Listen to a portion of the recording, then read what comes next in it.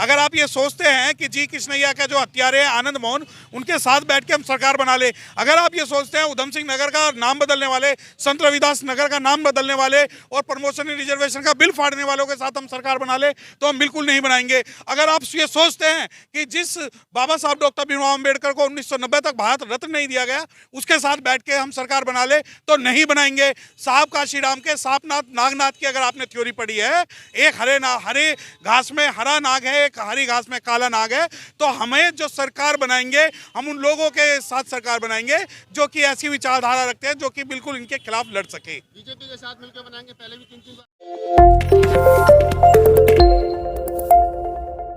सिर्फ मैं ये कहना चाहता हूं कि अगर पुलिस को लगता है कि हमने धारा 144 लगाई हुई है, तो पुलिस को ये चाहिए, मेरा ओपिनियन है कि पुलिस जो है सुप्रीम कोर्ट में जाके जो आर्टिकल 19 है और आर्टिकल 21 है उन्हें सस्पेंड करा दे। अगर यहाँ कॉन्फ्लिक्ट 144 धारा 144 और आर्टिकल 19 और 21 में होता है, तो संवैधानिक जो प्रावधान है वो ज़्यादा मान्य होंगे बजाय धारा 144 के।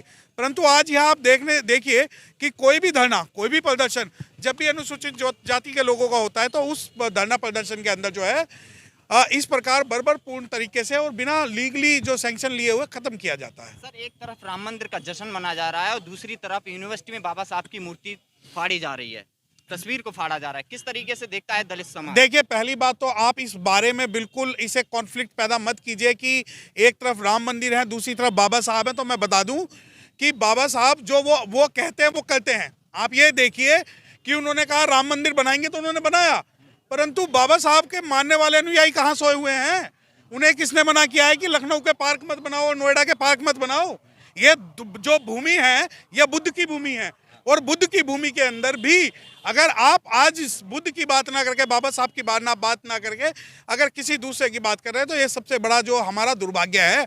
दूसरी बात, यहाँ हमें जो लड़ाई है वो संविधान को बचाने की लड़ाई है। आप मंदिर बनाइए, बनाते रहिए, बहुत सब बढ़िया बात है, बनाइए, परंतु ये बात ध्यान रखिए कि जिस दिन हम सरकार में आएंगे, जिस प्रकार उत्तर प्रदेश के अंदर जब आप जहां से भी घुसोगे वहां पे बुद्ध और भगवान बुद्ध बाबा साहब नजर आते हैं, तो उसी प्रकार जब भारत में हमारी सरकार बनेगी तो हम बुद्ध की विचारधारा और बाबा साहब की विचारधारा को बढ़ाएंगे। और अगर 22 जनवरी को वो कहते हैं 22 जनवरी को हम ये करेंगे, तो हम कहते हैं कि 22 जनवरी की क्या आज्ञा, 22 प्रतिज्ञा। तो 22 जनवरी को जो क्या होगी, 22 प्रतिज्ञा होंगी। सर, क्या लग रहा है कि 2024 का चुनाव है तो दलितों में कुछ परिवर्तन मिलेगा देखने को? देखिए, सबसे पहले तो मैं आपके इस सवाल से बिल्कुल भी संतुष्ट नहीं हूँ कि दलित जो है अनुसूचित जाति के जो लोग हैं, अनुसूचित जाति के लोगों के बिना इस भारत के अंदर सरकार ही नहीं, कुछ भी बनना असंभव है। यहाँ तक कि अगर 2024 में आप इन बहुजन समाज के लोगों को अनदेखा करेंगे, तो शायद हो सकता है कि कोई भी पूर्ण बहुमत से सरकार ना बना पाए। आपको लगता है कि मोदी सरकार को ईवीएम हटाए बगैर चुनाव हराया जा सकता है? देखिए, मेरी बात सुनिए, आप जब एक मुद्दे पे बात करते हैं ईवीएम, मेरे लिए ईवीएम महत्वपूर्ण मुद्दा नहीं है। मेरे लिए जो महत्वपूर्ण मुद्दा है वो सामाजिक समरसता है, सामाजिक संगठन है और सोशल इंजीनियरिंग है।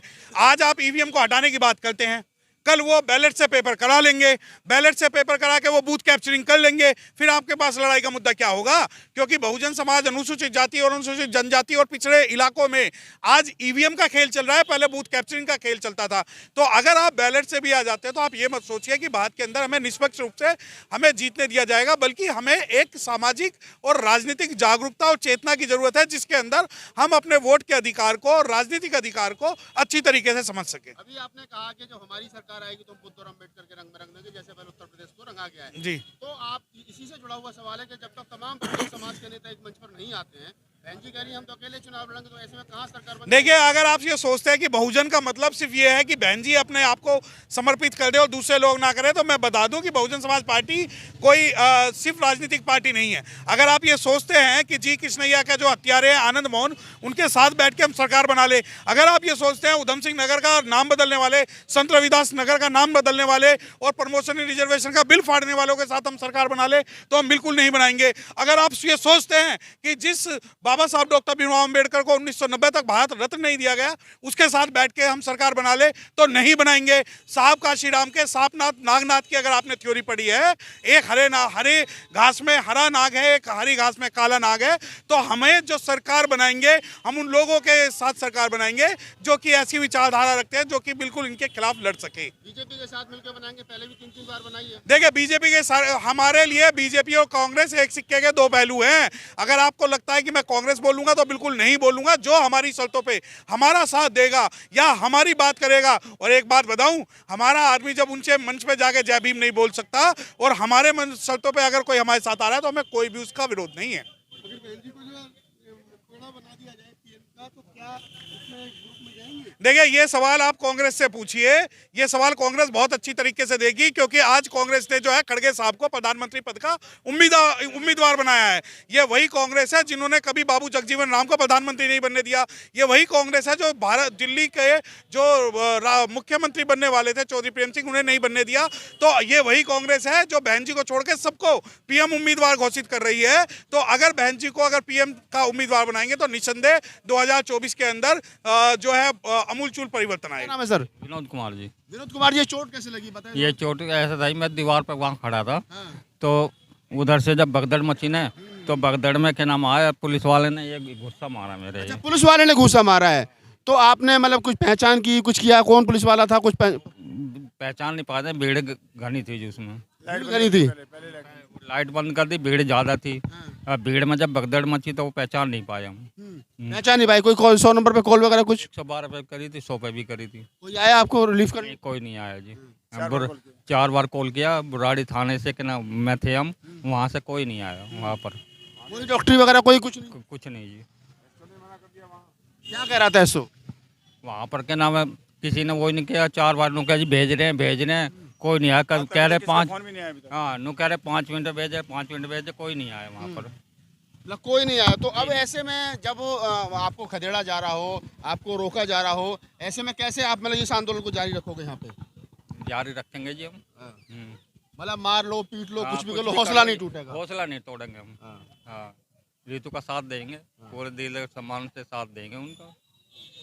जो पूरे दिल और सम्मान से। देख लीजिए बाबा साहब की फोटो, अब दोबारा आपके सामने उस दिन यहाँ लगाई थी फोटो, आपके सामने फोटो जब लगाई थी यहाँ पे, और आप सबने वो फोटो देखी थी, और देखिए कितनी कितनी ज्यादा इनकी हिम्मत। और कभी भी आप एक ऐसी पर्सनालिटी जिसका भारत के संविधान के अंदर दर्जा है, जो इतनी इमिनेंट पर्सनालिटी है, उसकी पिक्चर्स आप इस तरीके से ड्रॉ करके इंसल्ट नहीं कर सकते। देखो बाबा साहब की फोटो फाड़ी है, और ये कैमरा जो है, कैमरा इसके अंदर रिकॉर्डिंग होगी, और आप हमें बार बार ये चीज बोलते हैं कि ऐसा नहीं करना। आप लोग, हम लोगों के पास क्या सबूत है?